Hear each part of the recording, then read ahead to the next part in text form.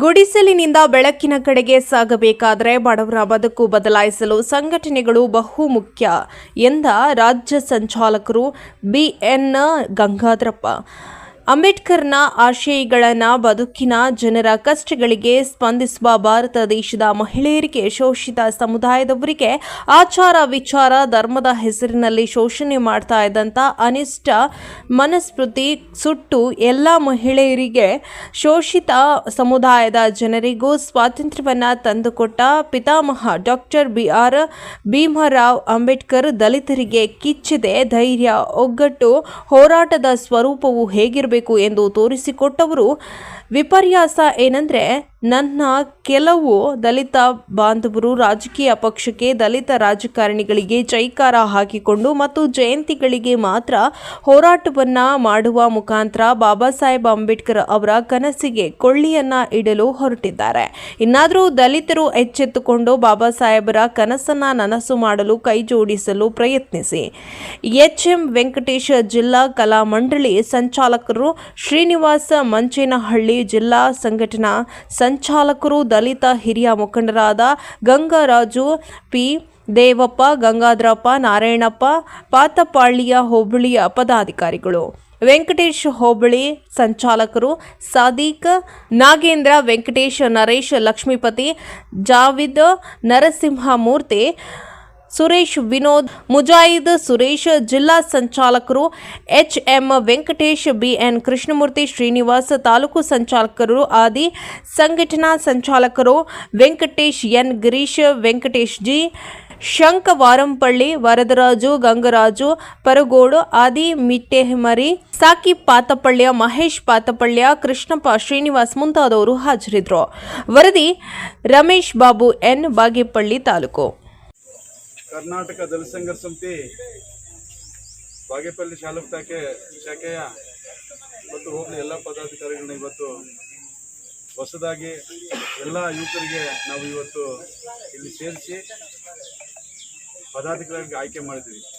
ಕಾರಣ ಇಷ್ಟೇ, ಏನು ಕರ್ನಾಟಕದಲ್ಲಿ ಡಾಕ್ಟರ್ ಬಾಬಾ ಸಾಹೇಬ್ ಅಂಬೇಡ್ಕರ್ ಅವರ ಸಂವಿಧಾನದ ಅಡಿಯಲ್ಲಿ ಏನು ಶೋಷಿತರ ಮೇಲೆ ದೌರ್ಜನ್ಯ, ದಬ್ಬಾಳಿಕೆಗಳು, ಅತ್ಯಾಚಾರಗಳಾಗಂಥ ಸಂದರ್ಭದಲ್ಲಿ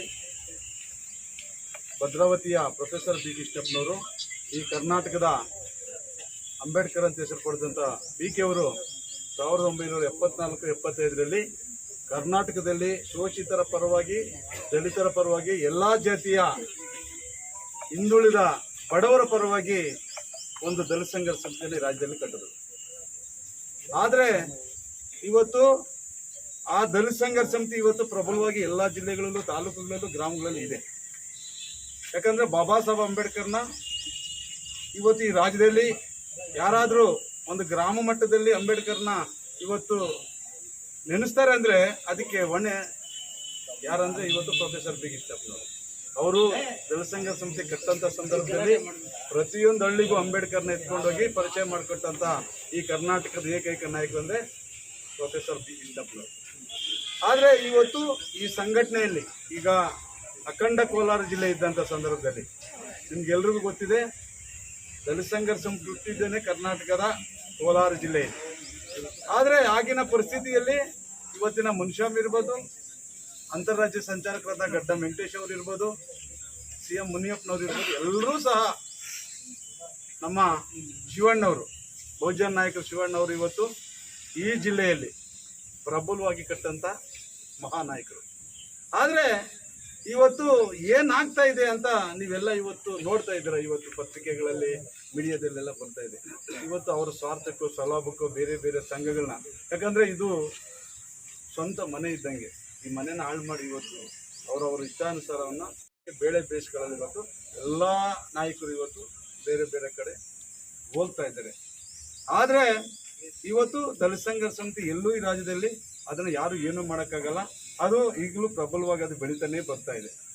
ಕೆಲವು ಕಡೆ ಇರ್ಬೋದು ನಾಯಕರುಗಳು, ಅವ್ರ ಸಂಬಂಧಿಗಳು, ಇಲ್ಲ ಕೆಲವೊಂದು ಹಳ್ಳಿಗಳಲ್ಲಿ ಡಾಮಿನೇಟ್ ಮಾಡಿಕೊಂಡು ಇವತ್ತು ಅದನ್ನು ದುರ್ಬಳಕೆ ಮಾಡ್ಕೊಳ್ತಾ ಇದ್ದಾರೆ. ಇವತ್ತು ರಾಜಕೀಯವಾಗಿ ಯಾವುದೇ ಏನು ದಲಿತ ಸಂಘರ್ಷ ಸಮಿತಿ ಆಸೆ ಏನಿತ್ತು, ಸಂವಿಧಾನ ಏನಿತ್ತು, ಈ ರಾಜ್ಯದಲ್ಲಿ ಶೋಷಿತರ ಪರವಾಗಿ ಅನ್ಯಾಯ ಆಗುವಂಥ ಒಂದು ಸಮಸ್ಯೆಗಳನ್ನ ಅವರು ಕೈಗೆತ್ಕೊಂಡು ಇವತ್ತು ಹೋರಾಟ ಮಾಡೋಂಥ ಪರಿಸ್ಥಿತಿ ಇರ್ಬೋದು, ಇವತ್ತು ಕೋಲಾರ ಜಿಲ್ಲೆಯಲ್ಲಿ ಕಂಬಲ್ಪಲ್ಲಿ ಇರ್ಬೋದು, ಎಚ್.ನಾಗಚಂದ್ರ ಭೂ ಹೋರಾಟ ಇರ್ಬೋದು, ಅನಸೂಯಮ್ಮನ ಕಗ್ಗೊಲೆ ಇರ್ಬೋದು, ಇಷ್ಟೊಂದು ಹೋರಾಟಗಳು ಮಾಡಿದಂಥ ಇವತ್ತು ಕೋಲಾರ ಜಿಲ್ಲೆಯಲ್ಲಿ ದಲಿತ ಸಂಘರ್ಷ ಸಮಿತಿ ಇವತ್ತು ನಶಿಸಿ ಹೋಗುವಂಥ ಸಂದರ್ಭ ಬಂದಿದೆ. ಕಾರಣ ಏನಂದರೆ ಇವತ್ತಿನ ಏನು ನಮ್ಮ ಮೇಲು ಅಂದರೆ ಇಷ್ಟು ದಿನ ಪ್ರಬಲ ಪದಾಧಿಕಾರಿಗಳು ಏನಿದ್ರು ಇವತ್ತು ರಾಜಕೀಯವಾಗಿ ಅವರು ಸೇರ್ಕೊಂಡ್ಬಿಟ್ಟು ಇವತ್ತು ನಮ್ಮ ಜನರಲ್ಲಿ ಮಧ್ಯದಲ್ಲಿ ಅವ್ರನ್ನ ಗುಂಪಾಗಿ ಮಾಡಿ ಇವತ್ತು ಅದನ್ನು ಡಿವೈಡ್ ಮಾಡ್ತಾ ಇದ್ದಾರೆ. ಅದಕ್ಕೆ ಇವತ್ತು ನಾವು ಏನಾಗ್ಬಿಟ್ಟಿದೆ ಅಂದರೆ ಇವತ್ತು ಹಳ್ಳಿಗಳಲ್ಲಿ ಹೋದರೆ ಜನರ ಸಮಸ್ಯೆ, ಭೂಮಿ ಇರ್ಬೋದು, ಸೈಟ್ಗಳಿರ್ಬೋದು, ಮನೆ ಇರ್ಬೋದು, ಇವತ್ತು ಎಲ್ಲ ಸಮಸ್ಯೆಗಳ ಪರವಾಗಿ ಯಾವೊಬ್ಬ ಲೀಡರ್ ಇವತ್ತು ಮಾತಾಡುವಂಥ ಪರಿಸ್ಥಿತಿಯಲ್ಲಿ ಇಲ್ಲ. ಯಾಕಂದರೆ ಅವ್ರ ಸ್ವಂತ ಸೌಲಭ್ಯಕ್ಕೆ ರಾಜಕೀಯ ಬಂತು, ಯಾವುದೋ ಹಳ್ಳಿಗೆ ಹೋಗ್ತಾರೆ, 10 ಜನ ಸೇರಿಸ್ತಾರೆ, ಅವ್ರಿಗೆ ಏನಕ್ಕೆ ಬೇಕು ಅದನ್ನು ಬಳಸ್ಕೊಳ್ತಾರೆ, ಅವ್ರಿಗೆ ಓಟ್ ಕೊಡ್ಕೊಳ್ತಾರೆ, ಅವ್ರು ಹೋಗಿ ಹೈಲೈಟ್ ಆಗ್ತಾರೆ MLA MP ಗಳ ಹತ್ರ. ಆದರೆ ನಿಜವಾದಂಥ ಶೋಷಿತರ ಪರವಾಗಿ ಕೆಲಸ ಮಾಡೋರು ಇವತ್ತು ಕಣ್ಣಿಗೆ ಕಾಣಿಸ್ತಾ ಇಲ್ಲ. ಅದರಿಂದ ಇವತ್ತು ನಾವು ಏನಂದರೆ 70ರ ದಶಕದ ದಲಿತ ಸಂಘರ್ಷ ಸಮಿತಿಯಲ್ಲಿ ನಾವು ಆವತ್ತಿಂದ ನಡ್ಕೊಂಡ್ಬಂದಿದ್ವಿ. ಅದು ಇಲ್ಲಿ ಇದು ಪ್ರಬಲವಾಗಿ ಬೆಳೀತಾ ಇರೋದ್ರಿಂದ ಅದು ಹಿಂದಕ್ಕೆ ಹೋಗ್ಬಾರ್ದು ಅನ್ನೋ ಕಾರಣದಿಂದ ನಾನು ಇವತ್ತು ನಮ್ಮ ಯುವ ನಾಯಕರು ಏನಿದ್ದಾರೆ, ಆದಿ ಇರ್ಬೋದು, ಕೃಷ್ಣಮೂರ್ತಿ ಇರ್ಬೋದು, ನಮ್ಮ ಪದಾಧಿಕಾರಿಗಳೆಲ್ಲರೂ ಇವತ್ತು ತಾಲೂಕು ಪದಾಧಿಕಾರಿಗಳನ್ನ ಇವತ್ತು ಸೇರಿಸಿ, ಇಲ್ಲ ಬಾಗೇಪಲ್ಲಿಯಲ್ಲಿ ಒಂದು ಟೈಮಲ್ಲಿ ಈ ಜಿಲ್ಲೆಯಲ್ಲೇ ಪ್ರಬಲವಾಗಿದ್ದಂಥ ತಾಲೂಕಿದು ಇವತ್ತು ಯಾಕೆ ಈ ಥರ ಆಗ್ತಾ ಇದೆ ಅಂತ ಮಾತಾಡೋಂಥ ಸಂದರ್ಭದಲ್ಲಿ ಪಾಪ ಈಗ ನಮ್ಮ ಯೂಸ್ ಎಲ್ಲನೂ ಇಲ್ಲ, ನಾವು ಏನು 70ರ ದಶಕದ ದಲಿತ ಸಂಘರ್ಷ ಸಮಿತಿ ಇದೆ ಅದನ್ನು ಪ್ರಬಲವಾಗಿ ಕಟ್ಟಕ್ಕೆ ನಾವು ರೆಡಿ ಇದ್ದೀವಿ, ನಮ್ಗೆ ಸಪೋರ್ಟ್ ಮಾಡೋರು ಯಾರೂ ಇಲ್ಲ, ನಿಮ್ಮಂತ ನಿಂತ್ಕೊಂಡು ನಾವು ನಿಮ್ಮ ಜೊತೆಯಲ್ಲಿ ಬರ್ತೀವಿ ಅಂತ ಹೇಳ್ಬಿಟ್ಟು ಇವತ್ತು ಎಲ್ಲ ಪದಾಧಿಕಾರಿಗಳು ಇವತ್ತು ಹೋಬಳಿ ಮಟ್ಟದ ಪದಾಧಿಕಾರಿಗಳು, ತಾಲೂಕು ಮಟ್ಟದ ಪದಾಧಿಕಾರಿಗಳು ಇವತ್ತು ಎಲ್ಲರೂ ಸೇರಿಕೊಂಡು ಬಾಗೇಪಲ್ಲಿಯಲ್ಲಿ ಹುಟ್ಟಿ ಬೆಳೆಸಬೇಕು ಮತ್ತು ಆ ಜನರ ಪರವಾಗಿ ನಿಂತ್ಕೊಂಡು ಕೆಲಸ ಮಾಡಬೇಕು, ಸಮಸ್ಯೆಗಳಿಗೆ ಸ್ಪಂದಿಸಬೇಕು ಅನ್ನೋ ಒಂದು ಕಾರಣಕ್ಕೆ ಇವತ್ತು ನಾವೆಲ್ಲರೂ ಇಲ್ಲಿ ಸೇರಿದ್ದೀವಿ. ಇದನ್ನು ಮುಂದಿನ ದಿನಗಳಲ್ಲಿ ಬಾಗೇಪಲ್ಲಿಯಲ್ಲಿ 70ರ ದಶಕದ ದಲಿತ ಸಂಘರ್ಷ ಸಮಿತಿ ಏನಿತ್ತು ಅದನ್ನು ನಾವು ಇಲ್ಲಿ ಕಟ್ಟಿ ತೋರಿಸ್ತೀವಿ ಅಂತ ಹೇಳ್ಬಿಟ್ಟು ನಾನು ಈ ಮೂಲಕ ಹೇಳಕ್ಕೆ ಇಷ್ಟಪಡ್ತೀನಿ. ಅದರಿಂದ ಈ ಹುಡುಗ ಇವತ್ತು ನಮ್ಮನ್ನ ಪದಾಧಿಕಾರಿಗಳು ಏನಿದ್ದಾರೆ ಅವರು ಇವತ್ತು ಧೈರ್ಯವಾಗಿ ನಿಂತ್ಕೊಂಡು ಇವತ್ತು ಅವ್ರ ಮುಂದೆ ಬಂದು ಕೆಲಸ ಮಾಡಕ್ಕೆ ರೆಡಿ ಇದ್ದಾರೆ. ಇನ್ನು ಮುಂದೆ ನಾವು ರಾಜಕೀಯ ಯಾವುದೇ ಒಂದು ಪಾರ್ಟಿ ಇರ್ಬೋದು, ಯಾರು ನಮ್ಮ ಶೋಷಿತರ ವಿರುದ್ಧ ಮತ್ತು ನಮ್ಮ ಶೋಷಿತನ ಮಟ್ಟ ಹಾಕ್ತಾರೆ ಅಂಥವ್ರ ವಿರುದ್ಧ ನಾವು ಮುಂದಿನ ದಿನಗಳಲ್ಲಿ ಹೋರಾಟ ಮಾಡೋದಕ್ಕೆ ನಾವು ಸಿದ್ಧರಾಗಿದ್ದೀವಿ. ಅದರಿಂದ ಅದಕ್ಕೆ ನಾನು ಇವತ್ತು ಹೇಳ್ತೀನಿ ರಾಜಕೀಯದವ್ರಿಗೆ, ದಯವಿಟ್ಟು ಯಾಕಂದರೆ ಇವರು ಓಟ್ ಕೊಟ್ಟಂಥವ್ರು ನಿಮಗೆ ಇವ್ರನ್ನ ನೀವು ಕೊನೆಗಾಣಿಸ್ಬೇಡಿ, ದಯವಿಟ್ಟು ಅವ್ರ ಸಮಸ್ಯೆಗೆ ಸ್ಪಂದಿಸಿ.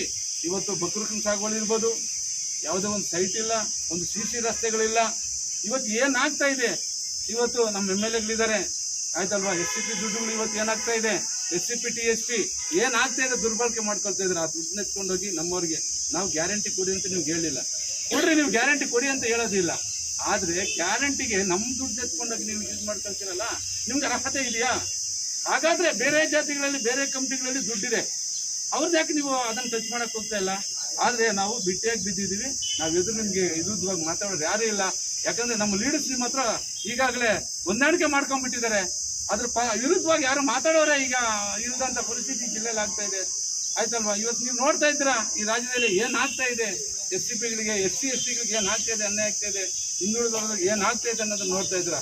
ಅವರು ರಾಜಕೀಯದಲ್ಲಿ ಹೇಳೋದೊಂದು ಮಾಡೋದೊಂದು, ಪತ್ರಿಕೆಗಳಲ್ಲಿ ಮತ್ತು ಏನು ಸೆಷನಲ್ಲಿ ಹೇಳ್ತಾರೆ ಇಷ್ಟು ಅಮೌಂಟನ್ನು ಇಷ್ಟು ಕೋಟಿಗಳನ್ನ ಬಿಟ್ಟಿದ್ದೀವಿ ಅಂತ, ಆದರೆ ಯಾರಿಗೂ ಇದುವರೆಗೂ ಸೇರಿಸಿಲ್ಲ, ಯಾರಿಗಾದ್ರೂ ಸ್ಪಂದನೆ ಮಾಡಿಲ್ಲ, ಯಾವುದೇ ಒಂದು ಸಮಸ್ಯೆನ ಕೈಗೆತ್ಕೊಳ್ಳಿಲ್ಲ, ಎಲ್ಲೂ ಅಭಿವೃದ್ಧಿನೂ ಸಹ ಆಗ್ತಾ ಇಲ್ಲ, ಹೆಸರು ಮಾತ್ರ ಆಗ್ತಾ ಇದೆ. ಆ ದುಡ್ಡು ಎಲ್ಲಿ ಹೋಗ್ತದೋ, ಯಾರು ತಿಂದಾಗ್ತಾ ಇದ್ದಾರೋ, ಯಾರು ಅಕೌಂಟ್ಗೆ ಹೋಗ್ತಾ ಇದೋ ನಾವಂತೂ ಯಾರು ನೋಡ್ತಾ ಇಲ್ಲ.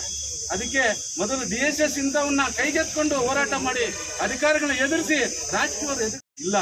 ಅದರಿಂದ ಅದು ಮತ್ತೆ ಅದನ್ನ ನಾವು ಮುಂದೆ ತರಬೇಕು ಅಂತ ಹೇಳ್ಬಿಟ್ಟು ನಾವು ಎಲ್ಲರೂ ಇವತ್ತು ಸೇರ್ಕೊಂಡಿದ್ದೀವಿ. ಇದನ್ನ ಮುಂದಿನ ದಿನಗಳಲ್ಲಿ ಇದನ್ನ ತೋರಿಸ್ತೀವಿ. ಮತ್ತೆ ಎಲ್ಲ ಅಧಿಕಾರಿಗಳಿರ್ಬೋದು, ಯಾವುದೇ ರಾಜಕೀಯ ಪಕ್ಷಗಳಿರ್ಬೋದು, ಅವರಿಗೆ ಬುದ್ಧಿ ಕಲಿಸ್ತೀವಿ. ಕಲಿಸಿ ನಮ್ಮ ಜನಕ್ಕೆ ಏನು ಅನ್ಯಾಯ ಆಗಿದೆ ಅದನ್ನ ಸರಿಪಡಿಸೋಕ್ಕೆ ನಾವು ಇವತ್ತಿನಿಂದ ಪಣ ತೊಟ್ಟು ಕೆಲಸ ಮಾಡ್ತೀವಿ ಅಂತ ನಾನು ಈ ಮೂಲಕ ಹೇಳಕ್ಕೆ ಇಷ್ಟಪಡ್ತೀನಿ.